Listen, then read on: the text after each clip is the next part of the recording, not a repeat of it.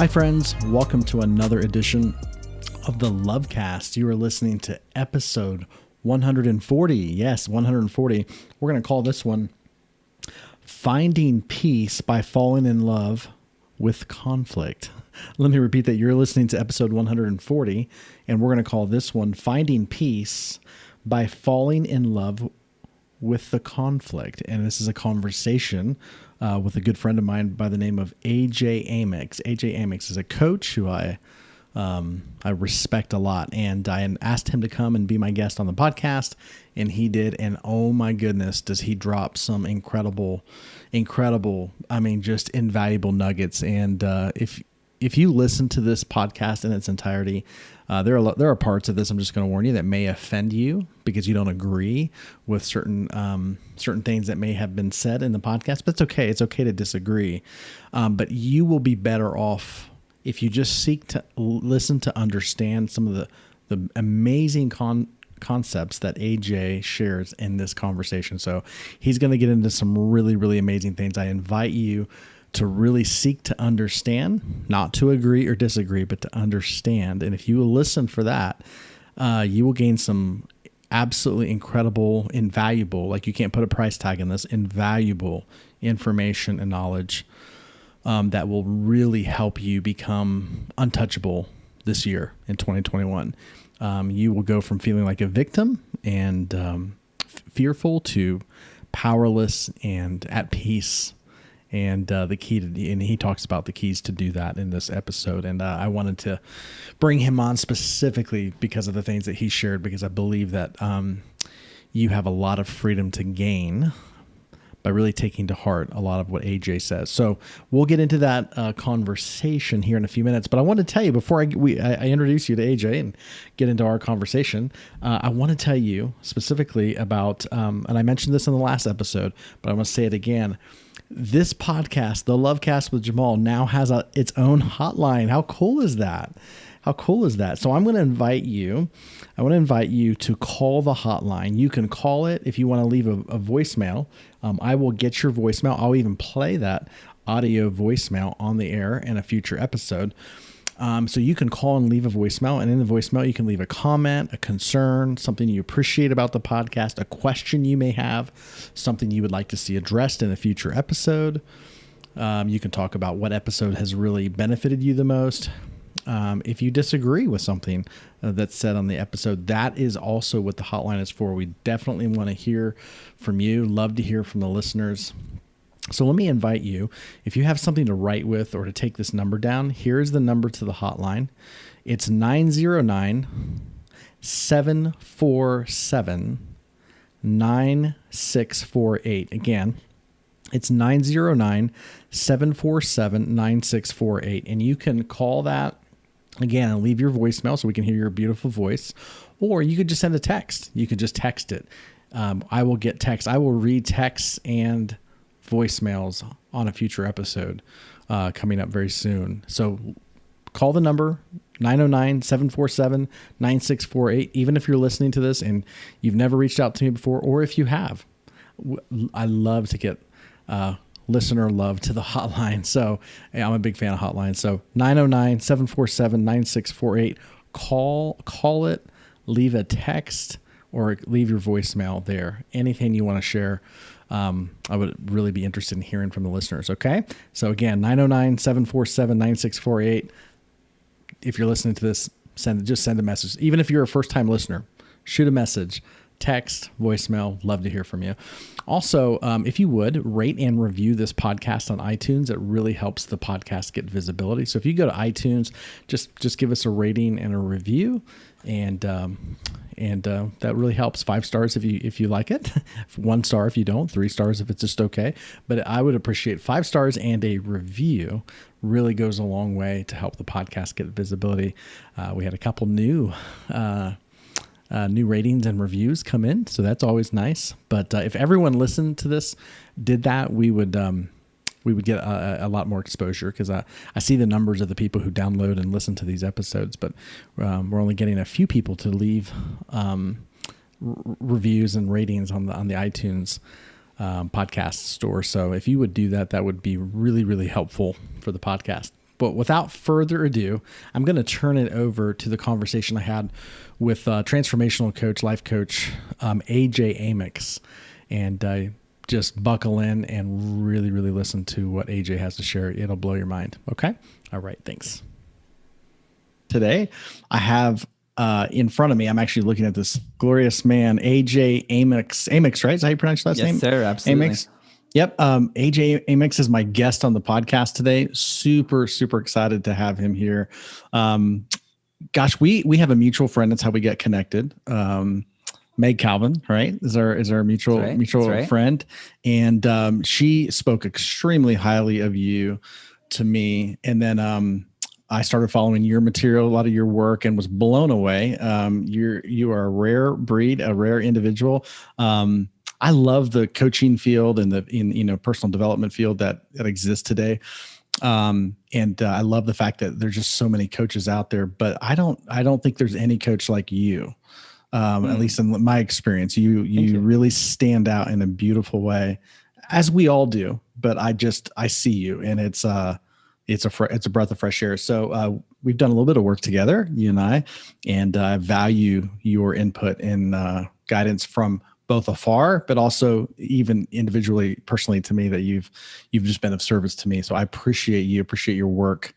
And I'm excited for the listeners of this podcast to get a chance to hear you directly. So thank you for being my guest on the podcast. Yeah, dude. Thank you for having me. Appreciate your kind words. I'm just like sitting in them and taking them in. Thank you. Yeah, you're welcome. You're welcome. So you are coming to us from Dallas, Texas. You're married, right? I am married, have a child. She's a little over 2 years old. She's out playing with the neighbor kids. Just you can't see her, but she's over there playing. And I think Sarah just took them outside of the yard. Now they're playing outside. Fantastic. So how old is your daughter? She is 2 years and 2 months. 2 years and 2 months. And you're from Texas originally, right? I am. I'm from Texas. My wife's from originally from Romania. Romania, that's right. And you and your wife were traveling, right? You guys and my daughter. And your daughter traveling the world. Yeah, we did. We traveled all throughout Europe for almost 6 months. We did that. Yeah, we moved to a different country pretty much every 2 weeks. We stayed in Barcelona a month, which was a month too long. And other than that, we stayed pretty much 2 weeks everywhere else. Totally. And then you came back. This was 2019, right? Was that It's 2019 and into 2020. We got back to Dallas in January of 2020 because I had a conference to go to. I had an event in Hawaii, then I had a conference in California, and then my wife had a conference in Washington, D.C. And then we already had our return flight scheduled to go to Scotland. So we're back from like end of January, we were going to fly to Scotland and then Scotland to Italy. And there was something within me when we got to America that was like, stay here. And I was like, but we already bought tickets. And but something within me said, stay here. So I told my wife, I was like, I think we should stay here. And this is a rental luxury condo until we find a home, and let's just do that thing. And she's like, well, what about the tickets? I'm like, maybe we get a credit or something, or we'll lose the money, whatever. Anyway, we ended up losing the flights, and then bam, COVID rolled in, and we would have been in Italy come March. So I'm glad I listened to that little feeling inside of me. Unbelievable. And you obviously had no I had no idea. Foreknowledge of this event, how the world was going to just shift very quickly in March, I think. Exactly. Yep. My wife and I, we were celebrating our anniversary. We got married in Santa Barbara. And so we like to go back to Santa Barbara to celebrate our anniversary. So we were there, and it was a great weekend. Everything's great. And then all of a sudden, it was just like someone flipped a switch, and everything just shut down. And that was happening as we were driving home from our vacation. So, yeah, and unbelievable. So you guys have navigated, and then of course you've been navigating 2020 right along with everybody else. And I don't want to talk to you about that because there has been. Well, I'll get into that in a minute. But before we do that, I would love for you to just talk a little bit about who you are, like your work in the world. How do you title yourself? What is your work? What's your mission? Yeah, dude. My mission, dude, is I want to help 100,000 entrepreneurs like live their purpose. And every person has a unique purpose. I truly believe that God wants to live through me and have a human experience as Anthony John Amyx, just as he wants to live through you, Jamal, and every single person listening to this podcast. And he wants to experience life as me, as you, as everybody person, So that's kind of my mission, is to help 100,000 people like live their purpose, not society's or the mom or dad's, but like whatever they are called to. That's my mission. And so I really kind of consider myself like a transformational coach. Like I can jam deeply on life coaching stuff. I can jam deeply on like the online business world of coaching. I understand funnels. I understand traffic. I've helped some of my clients who are in the online digital entrepreneur space, whatever you call that bubble that continues to grow every single year. I've helped them go from $100,000 to 500,000, from 500,000 to 1.3, from 1.3 to 3.3, so I understand the business game, but it all comes back to usually a deep rooted internal game. Like the tactics take care of themselves. There is work to be done. There are things that are required to create an external result. However, it's a lot harder if we don't do a lot of the deeper internal work as well. That's right. That's right. That's beautiful. And so you'd call yourself a coach, just a transformational coach. Yeah, it's kind of weird. It's like, I'm like the coach of coaches. I don't know how that even happened, but it just kind of is what it is. Yeah, that's beautiful. Well, I appreciate your work. And I don't know, what I noticed in 2020 was it was a incredible, like almost like, I mean, I was affected. I mean, I'm picking up on the energy. I'm sure you're like this as well. I would consider myself an empath, where I can feel the energy of people. When you're around people, you can kind of pick up on that. And I could almost like feel the energy of what was going on in our community and our society. And I'm sure you were like that as well. But I have found there was something in me that said, this is the year I was made for. Like if you're into the healing work, transformational work, like it's like, this is happening right now in real time. Like it's almost like you couldn't ask for a better, and that was my year. I mean, I was slammed 2020. I was slammed with just being knee deep in the work of helping people and navigating people and helping people transform and navigate this entire year. So, but I also kept hearing, this is an interesting thing. I kept hearing people say, well, this is a year from hell. 2020's, it's the worst year. Can we just get beyond? Can we get to 2021? And this is a horrible year. And I kept hearing how bad the year was. And I get it. We had this pandemic thing going on, and people were affected by that, either directly, health-wise, or even indirectly, economically, impacted by it. But I understand 2020 was like a great year for you. Is that great? Yeah, 2020 was a great year for me. 2020 was a great year for a lot of people. A lot of people are like, well, when this year is over, then when this year is over, then and they get stuck in the success equation. Like, when life becomes perfect, then I'll tap into my inner power to create the things that I feel called to. I had a client that came on board just last month, and I was like, yo, what are you going to do here? Like, you have a shortfall going on inside your business. And he's like, oh, well, I'm just hoping we just ride this out and things will be different in March. And I'm like, bro, what if they're not? What if 2021 looks exactly like 2020 and is a complete shit show? Then what are you going to do? He's like, I don't know. I haven't thought about that. I was like, well, you better think about that. You better have a plan B here and align with the truth. You can't keep hoping and wishing and praying for things to be different. So the people that I know that align with the truth, and rather than using their energy to focus on everything that wasn't working, and by the way, there was a lot of things, they chose to align with the truth of where they were at and control what they could control. And boom, they created the life that they wanted in 2020. Did it look differently than they anticipated at the beginning of the year? Absolutely. 100% different. However, like, what we focus on expands. If we're focusing on, we're going to die, like we die. If we focus on, this is how I want to live, these are the values that I stand for, and we walk with integrity with those, guess what? We create the life that we feel called to. And so every single person I know that made 2020 like a quote unquote success. Was it hard? Yeah, it was hard. It's hard for every person I've talked to so far. They just chose to focus their energy on what they wanted. Oh, totally. On controlling what they could control, rather than getting into these political arguments where we're just sitting here just like talking about nothing. Right. It's a waste of energy, Totally. It's interesting. I've had people I've worked with clients that were saying, this is my best year yet, but also even felt guilty to some degree. We're like, should this be my best year? Because everybody's suffering. And I'm like, well, what is it showing you? It's just there to show you something. It's there to show you that it doesn't matter. We should dim our light so other people don't suffer. We should dim our light and just hop into the darkness with everybody. Let everybody be lost. It's crazy. It's crazy how the guilt complex kind of works. It's like, no, you can enjoy 2020 and you can even celebrate this was your best year ever, because it's there it shines brightly to say, exactly. You know what? Like, oh yeah, it doesn't matter that the whole world is freaking out. Like, as long as you're not freaking out, because your energy is your world. What you focus on is where focus goes, energy flows. It's that whole idea. But it's beautiful. So you're, and you notice that personally, obviously, I would imagine. So, in what way do you feel like 2020 was your best year ever? I just created a lot of things. I created my book. We bought a house. We renovated a house. Like we created this property that is amazing. It's incredible. I love waking up here. Like it's amazing. I love this property.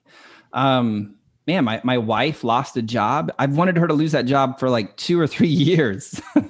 Wow. Because it carried an enormous amount of stress for her.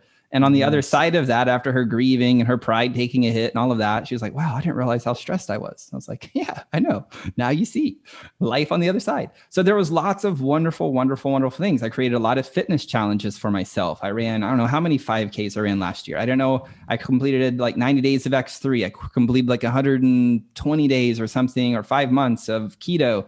Like my body's feels great. My mind feels great.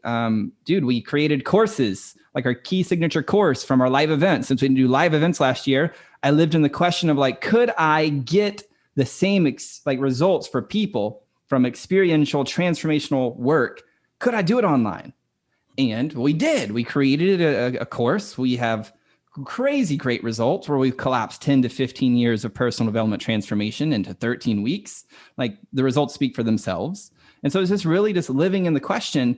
And it came from like taking my phone and taking my television and choosing to turn it off.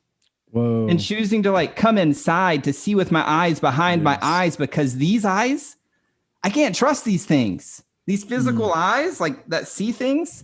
There was too much bullshit on the media. There was too much bullshit from the neighbors that were buying into like misinformation. Let's just call it what it was, misinformation. Mm-hmm. Mm-hmm.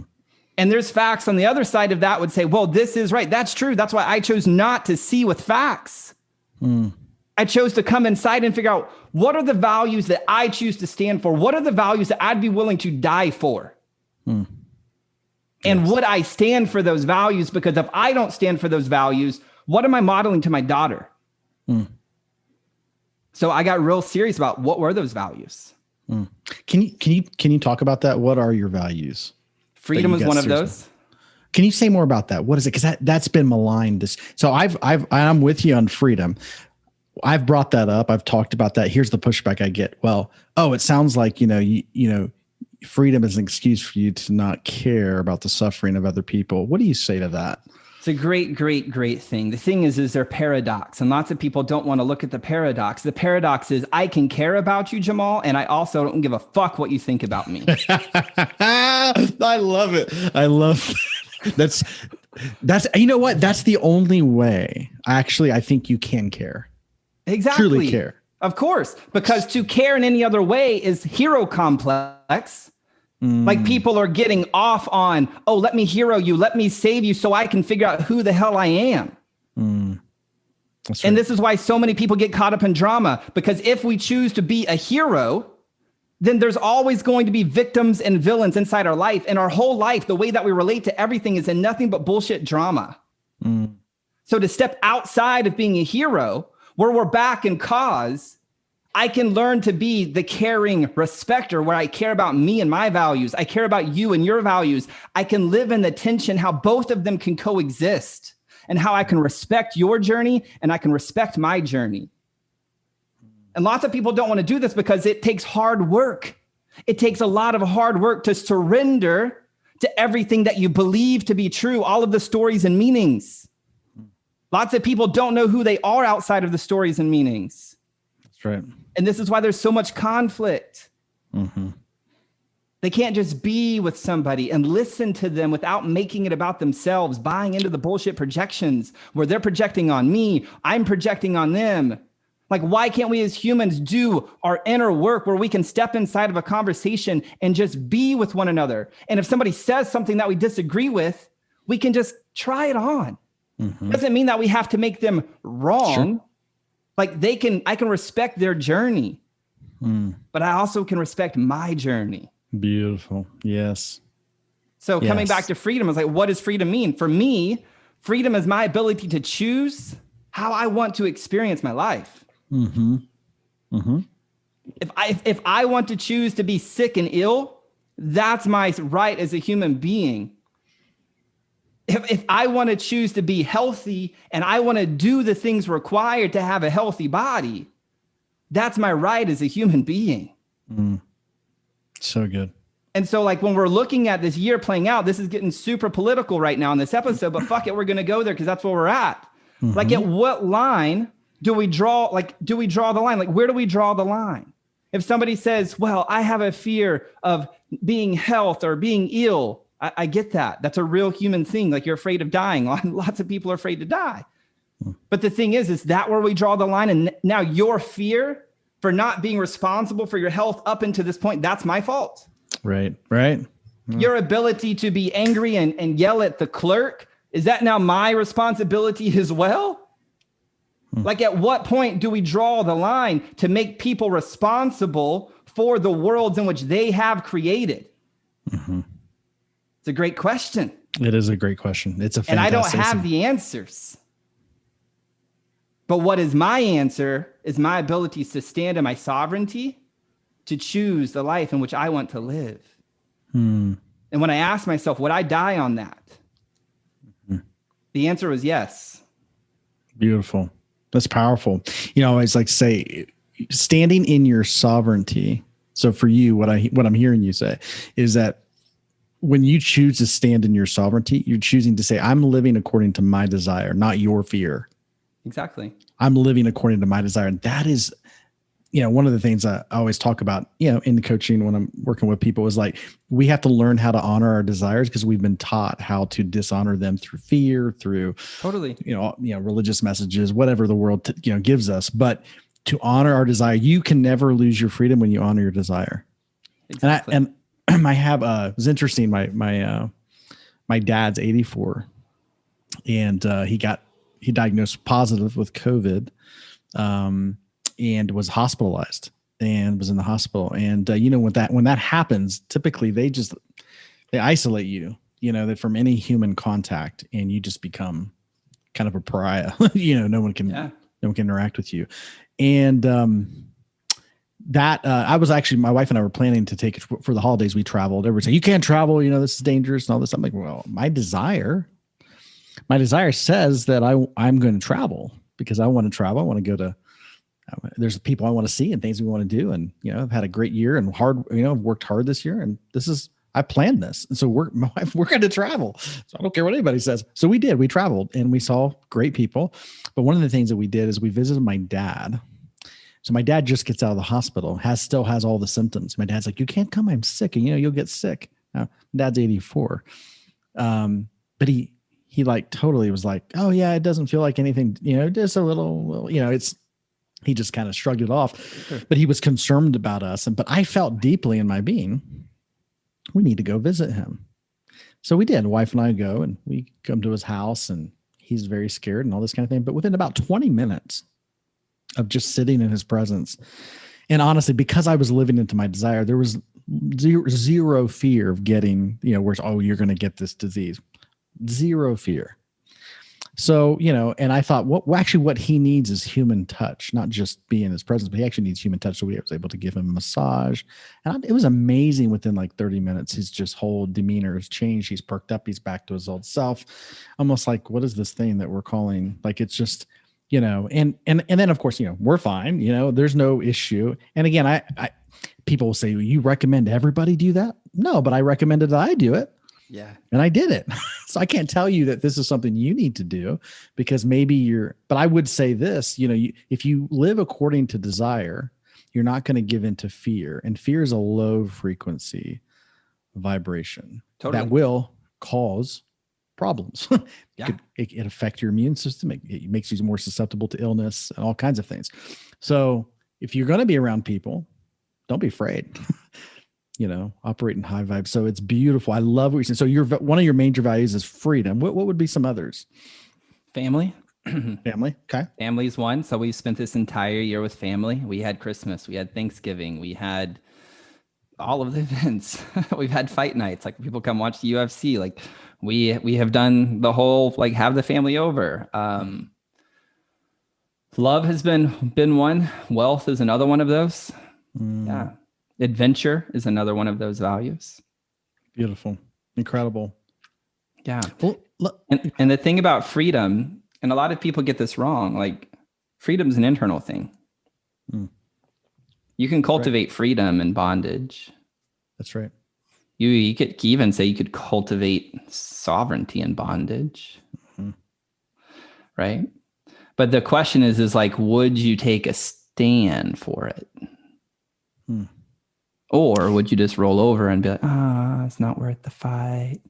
Let's just buy into the political correctness nonsense and cancel culture and do the nice thing. So what does that look like for you? What does it look like for you to take a stand for sovereignty? Well, I go to the restaurants. I don't wear a mask. If somebody comes in and says, hey, can you put a mask on? I'm like, sure, I'll put one on. Beautiful. Beautiful. But most times, probably 80% of the time, nobody asks me to do that. Right. Amazing. Incredible. Well, I appreciate you sharing that. Thank you. And I guess, so here's a question I would have for you. Because, and this is something that I'm passionate about, and it's something that I've thought a lot about, and it's something I've said quite a bit is, you have to personally, there are apparatuses out there that are just hinged upon manipulating people's fears, playing on people's fears. There's a lot of manipulation. Most people would agree if you talk to them. I've conversations with people from all across multiple spectrums, conservative, progressive, however you want to label them. And most people will say there's a lot of manipulation going on in the political process. Progressives tend to look at the conservative media sources, and they'll say that's all manipulation. It's all brainwashing. I'm like, okay. And then of course, conservatives will then say, well, if you're watching the CNNs and NPRs of the world and all of that, you're getting brainwashed. And I go, okay, yeah, totally. So I think what both people would agree is that the media is brainwashing you at some level. I always say, yeah, the media, I don't care what angle you're coming from. There's a lot of brainwashing going on. How would you encourage people to avoid, and maybe that's not even the right way. How do you personally navigate the manipulation? And maybe you touched on it already, but how would you encourage people this year, moving into 2021? How can we not get taken down this rabbit trail that we were taken down as a society in 2020?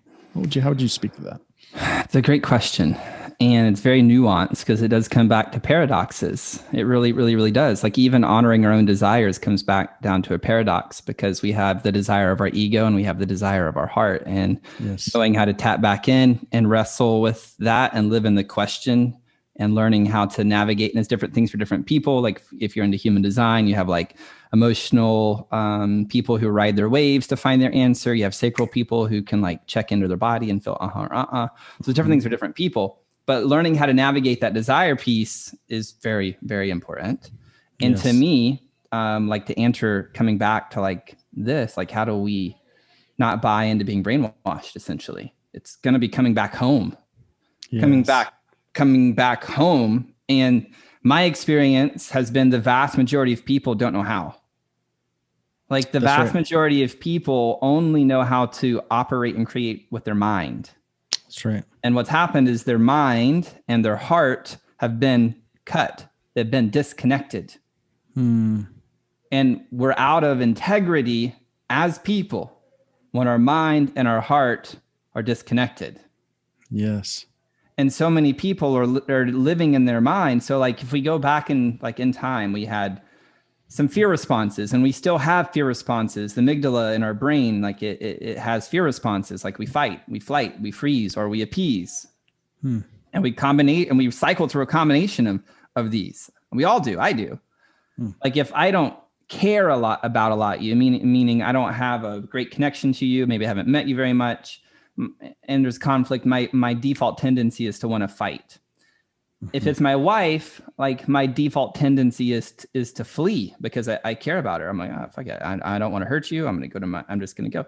But unlike we were when we were in the caveman or something, like we're not just running away. Like, oh God, my wife's in conflict, I'm going to run away. Some people do, but most people don't. Most people these days, they still flee, but they flee into their brain. They flee into their brain. That's right. And then they're chewing on these abstract concepts, trying to figure out what's right, what's wrong, what should we do, what shouldn't we do. And they're living in the land of concept. I'm going to throw this out there, and some people are going to get this, and a lot of people aren't. Concepts are nothing but illusions. They're not real. And part of the beingness of being human is we have some of the greatest access and ability to use concepts to move the world forward or destroy the world, however we choose to use them. Right. Greater than any other animal on this planet. Right. So we can use concepts to advance the world. We can use concepts to destroy the world. But ultimately, concepts are an illusion. They're not even real. So what you're saying. Right. Now, so there's a paradox on that because some of them are real because, like, we could say, is algebra real? Right. Yes. Well, yeah. I mean, we all agree that it's real. There's theories, there's bodies, there's governing bodies.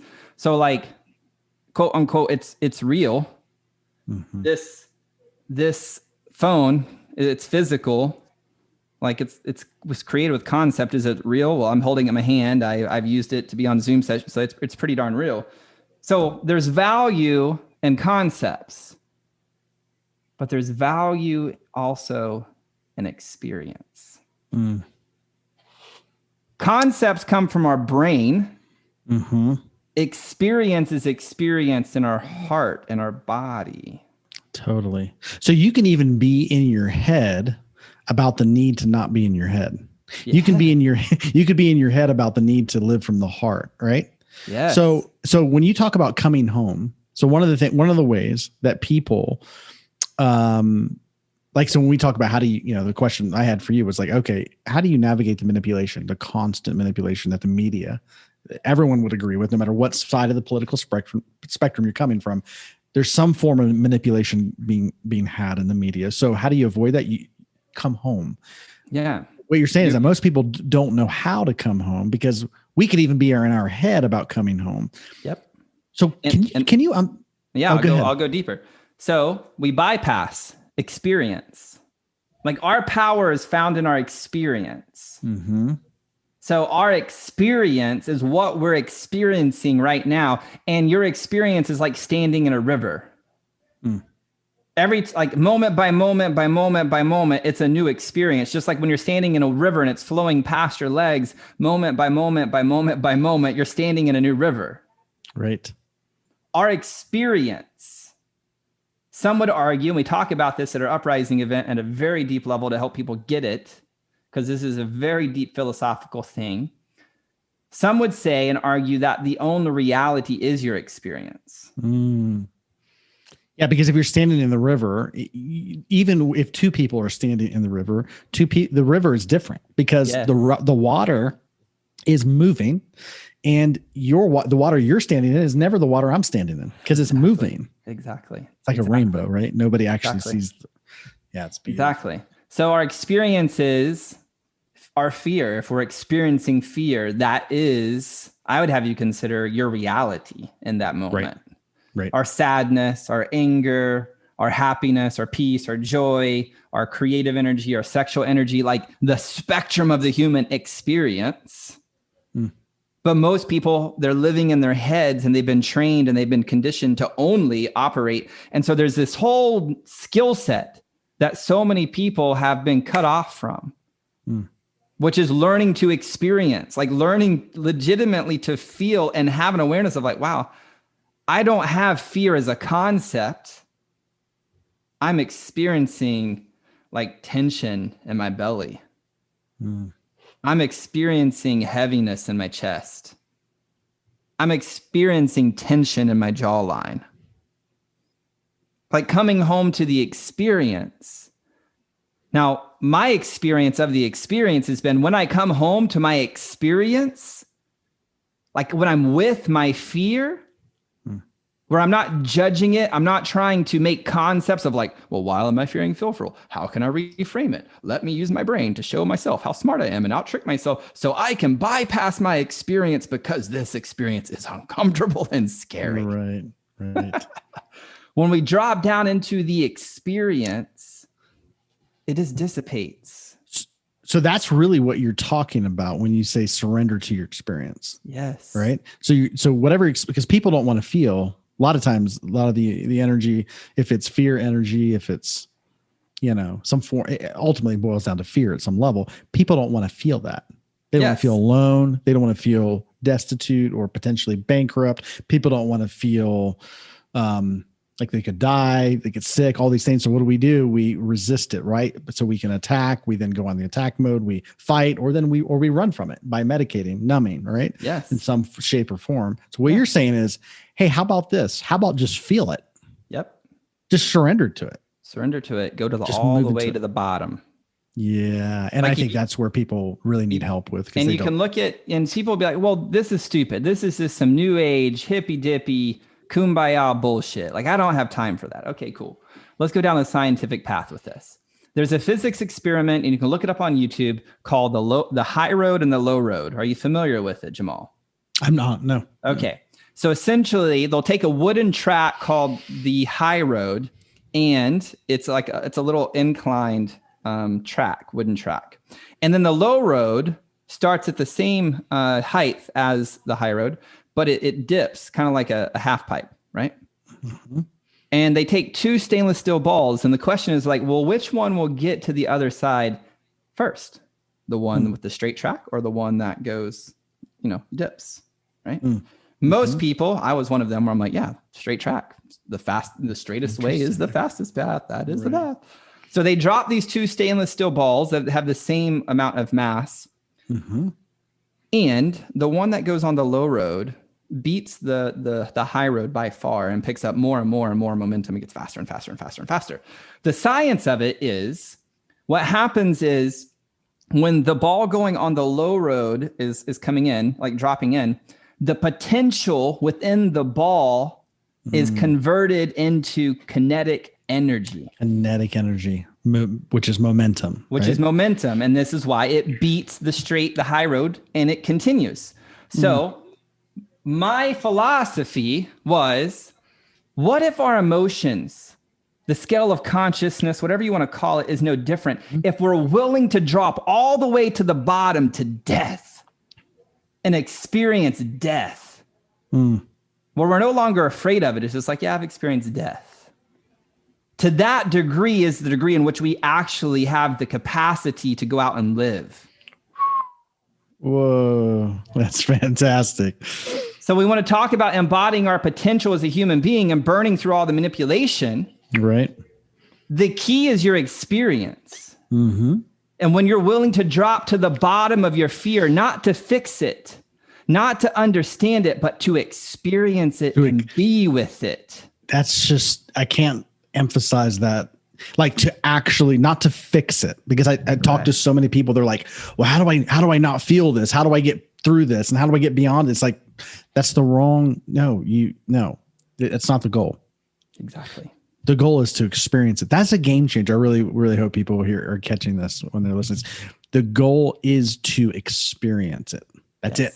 Yes. And it will do the rest. You experience it, it'll take care of itself. Totally.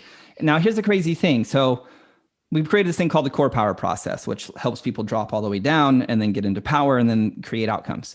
So most people, they have thoughts that happen, which create emotion, and then they create stories and meaning from the thoughts and the feelings, the emotion. And most people, from their stories and meaning, they then go back to more thoughts, which feel more emotions, which create more stories and meanings. And there's just this pressure loop that just gets built up more and more and more and more and more and more. I don't want to go to the fear. That means this about me. This means this about my identity. Stories and meaning, stories and meaning, stories and meanings. It's all just fucking concept that creates internal pressure that robs us from our potential, that keeps us from experiencing internal freedom, which robs us of our ability to be sovereign individuals. Because as many sages have said in the past, what you resist persists. I never understood it. I just thought it was a cool thing, but now I understand it. Like if I'm resisting experiencing fear, every action that I take is in resistance to fear. So who's the one doing fear? Sure isn't me. Fear's doing me. I'm not doing fear. So I am no longer sovereign. Right. If I'm feeling angry and I'm like, no, I don't want to experience anger because angry people hurt people. And I never want to be like my mother or father or Uncle Joe or whoever. Anger's doing me. I'm no longer doing anger.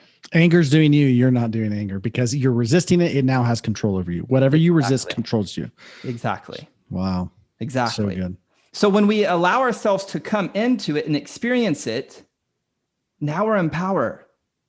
One of the universal laws is like when there's a void, the universe can't stand it. The universe hates, it abhors a void and it fills it. So what I have experienced, or what my clients have experienced is when they are with their fear or their anger or their sadness or whatever it is they're experiencing, even if it's, I don't know, or I am weak, whatever it is for them, when they're with it, it is burns through and a void is left. And something way bigger than me, something way bigger than them shows up that says, hey, here's your next step. This is the seeing with the eyes behind our eyes. Yes. And then we're heeding that internal guidance from a place of power. And I've seen massive, amazing events happen from that. Yes. Because we're shifting who we're being at a core fundamental level. That's right. And then we're going out and heeding advice. So we're going to go do something about it. I'm not just like, hey, let's be here and experience and do nothing else. I'm saying be with it. Then once you have guidance, do something about it. And the natural evolution from that is now you have something. So good. So like coming back, I know we're kind of all over the place, but hoping this is making sense. Like, how do we start burning through the manipulation? Come home to your experience. Yeah. Tap into that. Heed that guidance. That's what I did in 2020. Come March, at the end of March, we had an office space. We left the office space. We had a nanny. We let the nanny go. My wife just lost like 90 G's. So I'm sitting there on the floor, just not afraid, but just with the truth of like, what's going on? I don't know. So rather than like turning into CNN or whatever other things you watch, I'm like, let me just come home. Let me be with, I don't know. So your wife loses 90 grand a year. Yep. And instead of turning on the news to try to figure out what's going on, you do the opposite. You turn the news off and you come home. Yep. Beautiful. So one of the ways, and here's what I'm hearing you say, one of the ways we come home is by surrendering to the experience, which you talked about, which is fantastic. That is a process to learn how to do it, because we've been conditioned for years to not do that. So we have to learn how. It's like learning to walk. It's like learning to speak. It's a new language, and it takes time. And again, that's the power of coaching and the coaching process, to learn how to do that. But the other thing, can you speak about this? Because I've heard you talk about this on your podcast. Can you talk about, because I think another way we come home is in the pause. Yeah. Can you talk about the power of the pause? Because this is where I think we move from the intellectualization of moving into our heart to actually moving into our heart, right? The power in your heart. Can you talk about that? What does it mean to move, to pause, to actually pause? So again, we're not thinking thoughts. We're just with the experience. We're just with the experience. Maybe if we're asking a question, it'd be like, how could I experience this 10% more? How could I experience this 10% more? How could I put a sound to this feeling, this experience?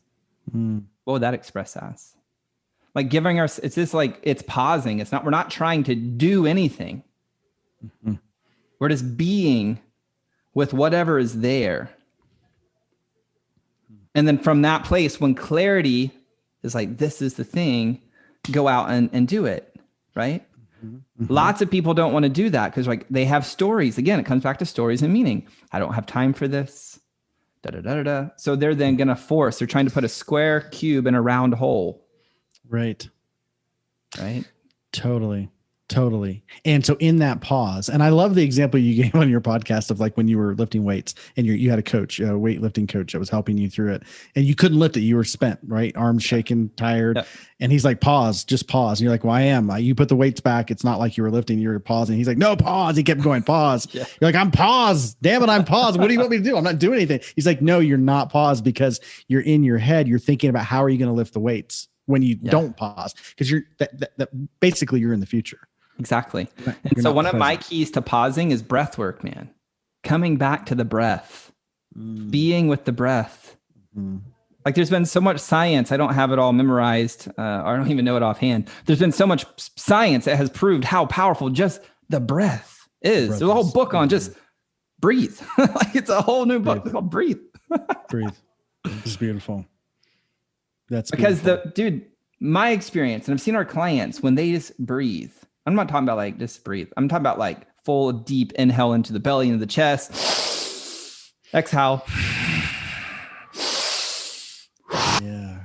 Like really breathing and getting connected to that. The breath will pull you out of thoughts. The breath will pull you into experience, and the breath will guide you to something beyond you, where you have access to information and insights that's beyond you.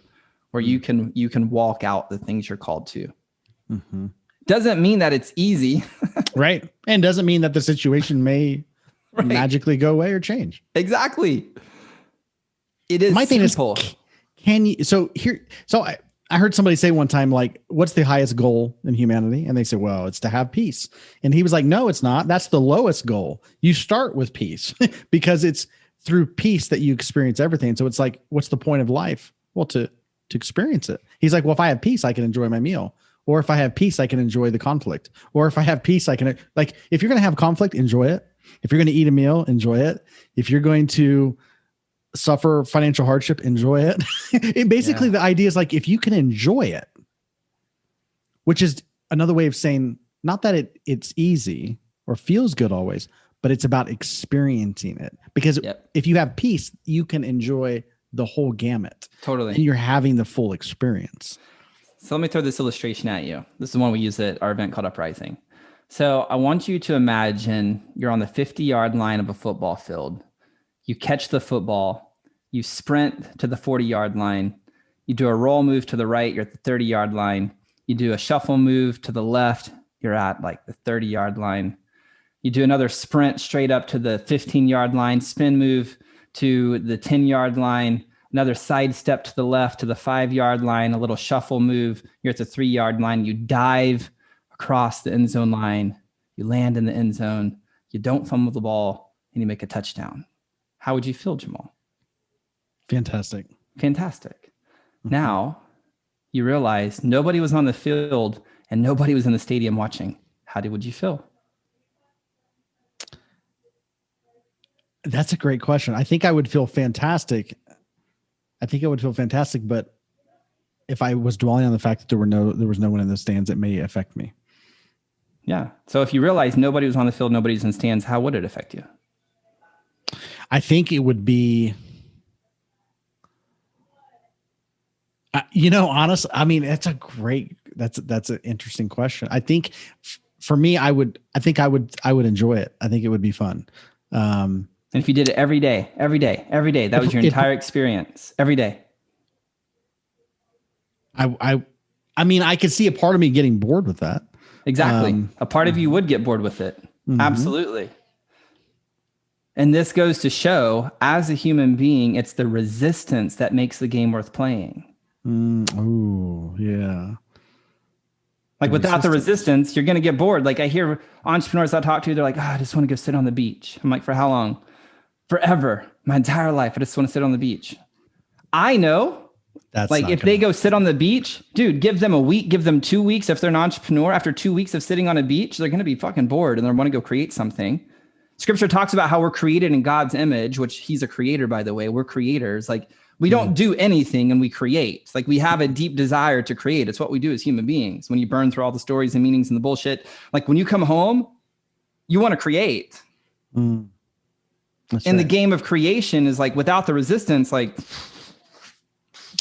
it's almost like we need that backdrop in this dimension, in this existence, in this. It's like, you know, I'm a Buckeye fan. I'm a huge Ohio State fan. Grew up in Ohio, so we've beat our rivals, Michigan. We've been beating them every year for the last 20 years, and now it's kind of boring.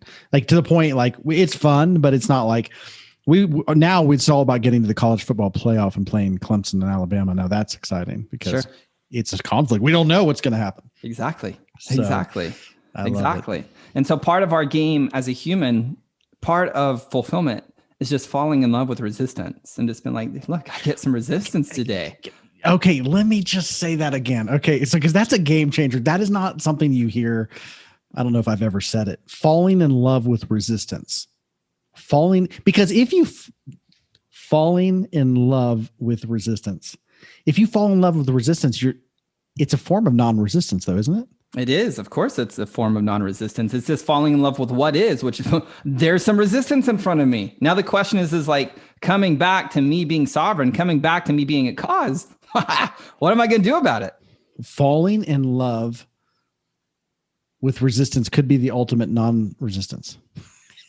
Paradoxes, my friend. Paradoxes. That's stunning. That's stunning. But I hear you. We need the resistance to thrive. But if you are in resistance energy, then you're going to be. It's not going to feel good. It's going to drain you of your life's resources, energy, and what you resist persists. So, but if you can fall in love with the resistance and accept it, I always like to say sometimes if someone's giving me friction, if someone's like coming against me, I always say that's their role to play. Yeah. That's their role. That's their role. This is my role, and I embrace the role. I accept their role. Yeah. It's so good. And you can dislike their role and still accept them. I love it. I absolutely love it. That is so liberating. Falling in love with resistance is the ultimate non-resistance. Yeah. Like we do this thing where we do this mirror exercise at our event Uprising where the people like appreciate, or they judge their body first, actually. And so in that, you can appreciate your body and dislike it. Interesting. Can you say more about that? They can coexist. Like I could dislike that I have a hairy butt and still love and appreciate my butt for what it does. Gotcha. I was just trying to think of like, what is one body thing that I have that I dislike? And that was the first thing that came to me. So there you go. Okay. So you're not denying. No, you're not denying how you feel, but what you're doing is you're accepting the fact that you accept the fact that you don't, and you're like, yeah, and I like the fact that I don't like that I have a hairy butt. Yeah, exactly. And if I want to do something about it, I'd be like, cool, I'm going to go get waxed every other week, or I'm going to go get LASIK, or what if I chose to want to do something about it. Like now I'm just or if someone has a weight issue or something, it's like, oh, I accept it. I like the fact that I don't like how I look in this area. Yeah. And I may do something about it, or I may not. And I may just accept the fact that this is how my body is. And I accept that doesn't sit well with me. Yes. That's gonna. I think people listening is gonna need to think about that one for a moment, because you're really stew on that, because that's like accepting, like, because we're so conditioned for resistance. But if you can like the resistance, then there's no problem. It's one, either it's going to be internal pressure is going to continue to build, or if you want to be liberated from that pressure, you might as well just learn to fall in love with what is. But understand that just because you love something doesn't mean that you have to fully like it. Mm-hmm. Like so many people, and I talk about this all the time, especially if they come from a Christian background, they think love is conditional. They think love is sacrificial. My experience has been that's absolute bullshit. Love is not sacrificial. No. Can you say more about that? If the loving thing for me to do is to sacrifice myself, that means I take an L. You take a W. That's still an L. I lose. Mm-hmm. At some point, I'm going to become resentful of that L. That's right. So now love is unconditional. Most people have a false belief that love is conditional. If you show up in this way or in this manner, then I will give you love, i.e. acceptance in this dialogue. Mm-hmm. But one can be in love, unconditional love, where I could punch you in the face, and maybe that's what was required in that moment. And I'm still punching you in the face from a place of actually unconditional love. Amazing. I'm using a very extreme example to make a yes, point. No, but I hear, I hear what you're saying. See, lots of people think that Jesus died on the cross and that was love, so he took an L. I don't believe the dude took an L. I believe Jesus came and knew his purpose as a man. And he walked it out. He's like, hey, I'm coming to embody unconditional love. So you see someone, you have a model who has lived it, who is it. So you can also be it. So me dying on the cross right here, this isn't an L for me. Like, I chose into this game when I came. Like, I knew my purpose. Yeah, that's super interesting you bring that up, because he said, I lay my life down, no one takes it from me. Like, that's an important point. Yeah. Like, nobody takes this from me. I'm doing this. So, and we were talking about before, I think we came on here, you mentioned that, and this is where I do think it completely relates to what we're talking about. The reason we can fall in love, we can love the resistance, and we don't have to, because if you love the resistance, you're not afraid of the resistance. Exactly. So I think, okay, so you talked about there's a scale, right? There's this scale, of emotions, of this frequencies, basically. So lower based frequencies will never overtake higher based frequencies. So for example, if you are like for Jesus, if he says, look, I'm not, he's not living in fear. He's like, no one takes this from me. I'm not afraid of someone taking my life. I lay it down on my own accord. So he's never afraid. He's not living in fear. So can you talk about how, like, I think the example you used was when Jesus was walking through the crowds, right? And they wanted to kill him. Yeah. He's right in the midst of him, and they couldn't grab him. And it was like, I read this book called Levels of Energy by Frederick Dodson, and talked about like how, again, high energy never can be really overcome by like low energy, like apathy, people who want to kill. Jesus just walks through maintaining his high vibration, and they couldn't even touch him. Couldn't touch him. It was too big of a quantum energy leap for them to be in the space and harm him. Now, I don't know if this is true or not. This was just a thought I had as reading the book. I was just like, I've always wondered, why could nobody get a hold of the dude if there was thousands of people? You would think it'd be pretty easy to get a hold of one guy with thousands of people. Yeah. Well, he wasn't ready. He wasn't ready for them to grab a hold of him, because he laid his life down at the time and place of his choosing. I've read about masters from the East, guys, from the Far East, that they decide when they die. They would just lay down, it's time for me, and they would just go. And some of these folks were quite old. And I think when we understand, like, when we operate from that place of like, look, once you know your mission, you know what you're here to do, and how, like, you kind of know. So you're living from this place, this internal place of, it's like coming home. When you come home, you're not taking your cues from out there. You're taking your cues from in here. Exactly. You find your sovereignty. And I think something, and that I wanted to talk to you about, and we touched on this, but cultivating certainty within uncertainty this is a part of that. So for example, your wife loses her job, 90 grand. I mean, that's 90 grand. So you're just gone. And in the midst of that, you obviously unplug from the media. You don't follow all the fear-based stuff that's going on with the pandemic and all the fallout from that. You come home within to your inner being there, and you discover that, like, you cannot be touched by these lower energies of fear and all this. So can you say more about finding certainty within uncertainty? Yeah. I'm a big believer in that beyond our thoughts and our emotions, we're a soul, like we're a soul in control. Okay. And so if we have a practice in cultivating a connection with that thing within us, you can heed and trust its guidance. And I've been doing this for 10 years, probably now. very actively and consciously pursuing that connection deeper and deeper and deeper through breath work and through journaling, through a way that I call daily dialogue, where you just kind of dump whatever you're experiencing. And then if you feel led to start asking questions, you ask empowering questions. And I learned this from Tony Robbins. He said the quality of your questions determine the quality of your answers. I think he said, actually, the quality of your questions determine the quality of your life. I heard him say the quality of your questions determine the quality of your answers.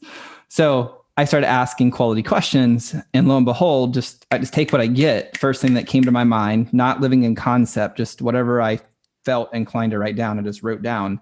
And these very profound things started just coming out of me in my journal. Mm-hmm. And I've been doing that for, a long time now, 9 years, or a long time. I have journals stacked of just daily dialogue. So I have this really strength, this connection. Everybody has it, intuition, whatever you want to call it. And so as I listen to that thing, it always guides me to the right way. Like I can't explain it. Like if I come back to scripture, like when Jesus rose from the dead and the disciples are like, yo, we saw this dude. And people are like, you're crazy. They're like, dude, I just telling you what I saw with my eyes and what I've heard with my ears. I may be crazy, but I can't deny what I just experienced. For me, it has become an experience that I can't deny. And people be like, yo, you're crazy. And I've taught it to hundreds of other people and it's changed their life. So for me, it's become this very real thing that we can practice, both the being aspect that the East has taught us for thousands and thousands and thousands of years, and the doing aspect from the West, because it's not either or, like it's about both. Like, let me be and connect to source and heed its guidance, and then let me go act on that guidance. And when I've done that, like everything always works out. Beautiful. Now, so good. I'm not going to sit here and say, oh, I don't experience fear. I do. I experience a massive amount of fear. I'm just willing to surrender and be with my fear. Yes, surrendering to the experience of the fear.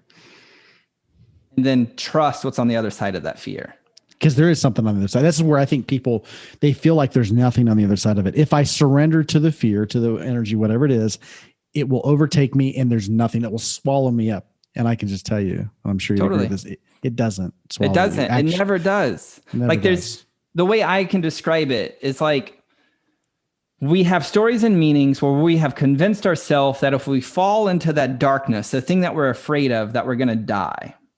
And what I've experienced is like when you go all the way there, you see this monster or this feeling or this experience that you're quote unquote terrified of. But as you're just with it, not to fix it, not to change it, but just to be with it and look at it in its eye, it just like dissipates and like transform into you. And you're just like, oh, hey, how you doing in there?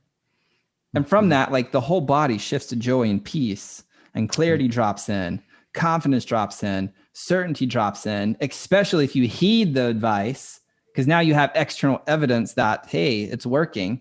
So your certainty starts skyrocketing. So there is a way to be certain in uncertainty, but that certainty cannot be based on things out there. The certainty has to be based on the things in here. Internal. Awesome. That's so good. Okay. So one final thing that I wanted to ask you about that I think, I just love for you to unpack a little bit is, can you talk a little bit about the law of being? Yeah. The law of being states that the world will give us exactly that which we are our core consisting of the thoughts and feelings that we hold on to predominantly. So again, coming back to everything we've been talking about today, if I'm fearful, but I'm like, oh, give me a new tactic to go act on without being with the fear, then I'm just in accordance with the law of being, I'm going to create, and the world's going to give me more opportunities to be fearful of. Okay. So just to make sure I'm hearing you correctly, the law of being is that the universe is going to give me that which kind of the frequency in which I'm operating on. So if I'm operating in a fear-based frequency, that's what the universe is going to give me. If I'm operating in a love-based frequency, that's what the universe is going to give me. It's going to resonate, right? So there's a resonance out there. So what I'm going to experience is going to be in resonance in proportion to the energy in me, how I'm being. Again, you can't receive something that's not in alignment with or corresponds to how we are. Sure. This is kind of fractal. And I don't know if a lot of people know what fractals are. They're like a pattern that goes into an infinity, and it just keeps going and going and going and going and going and going and going and going and going. It's fractal. You can look up the definition of it, fractal. And so it's nuance and fractal, this thing. Like if I have a fear that I'm a loser, and maybe it's even subconscious, if I don't burn through and be with my fear of being a loser, to realize, dude, there's not a cell in my body that could ever be a loser. I'm fucking awesome. Like if I don't get to that place and I'm resisting I'm a loser, I'm afraid they're going to find out I'm a loser, then the world's just going to continue giving us opportunities, maybe not to be a loser, but to continue to feel like one. Mm-hmm. Right? That's what I'm saying. It's fractal and nuanced. Yes. How would you ever know that every cell in your body is like, no, I'm a success. Like there's no way I could lose. How would you ever know that? The only way to know that is to actually be with that fear, is what you're saying. Exactly. 100%. And the greatest way that we can start finding these things out is paying attention to our judgments about another person. Oh my gosh. Like if we're like, oh, that person is weak. Well, there's 3 fingers pointing back at us. And it's like, am I weak? Now our brain, our ego's like, nah, dude, I'm not weak. So it's the like, question is, how did you see it in that other? How did you notice that they were weak? Exactly. Because you're speaking from resonance. It's like in you. Yeah, totally. And so then we can be like, well, am I okay with being weak? No. Well then, bingo, get to go take that one and be with, I am weak. Like this was a huge breakthrough for me when I was judging my mother once, being a victim. And I was like, am I okay being a victim? And when I aligned with the truth, I was like, no, not really. I want to be the soul in control. I'm not weak. I'm not a victim. So I took that into a process we call fire breathing that we teach all of our clients inside of Project Shift and Uprising, our coaching clients. And so I was with, I am weak. Well, in that, the breath took me to a place where I was like this baby in a crib and I was crying. And there was a mom and dad, and I couldn't see their faces, but I could feel that they were there, but they weren't listening to me. And the way of being that I adopted was nothing I do matters. Wow. Nothing I do matters. And I realized in that moment, a lot of the things I have created was to prove to the world that I matter. That I matter. Yeah. And so there's been this big pressure of like production. I got to prove that I matter. And a filter that was created when I'm like doing something for my wife and she doesn't acknowledge what I'm doing. Like my reticular activating system is looking for evidence out there. And it's like, oh, confirmation, you don't matter. Conviction, you don't matter. We just have evidence. And I'm like, oh, I don't matter. And now anger is created because I have a desire for change because I want to matter.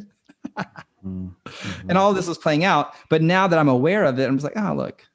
There goes little AJ believing he doesn't matter anymore. Just watching it. Just watch it. I don't have to react to it. I don't got to respond to it. I don't got to fix it. Just become aware of it. And it just burns away. Because I know everything I do matters, of course. I'm a co-creator with God, with myself, like other humans. So amazing. Beautiful. So much gold here, AJ. Thank you so much. You're welcome. Okay, so what would you like people who are listening to this to know, to take away from this conversation, and where?